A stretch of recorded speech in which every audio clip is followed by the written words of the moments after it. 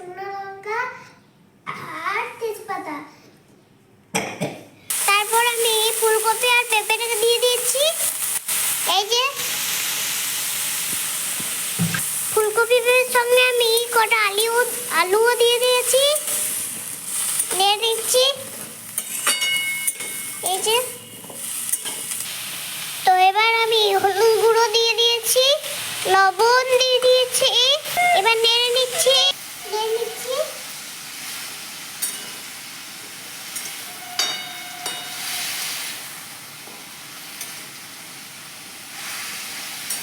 আমি 5 মিনিটের মতো ঢাকা দিয়ে দিয়েছি।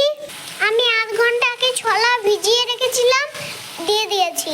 আমি একটা মশলা তৈরি করে নিয়েছি। মশলাতে আছে জিরে, সরষে, কাঁচা লঙ্কা, আদা আর ধনে দিয়ে দিচ্ছি।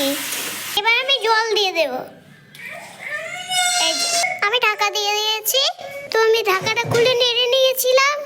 তো আমাদের হয়ে গেছে, নামিয়েও নিয়েছি। এই যে কত সুন্দর হয়েছে দেখুন। তো দেখুন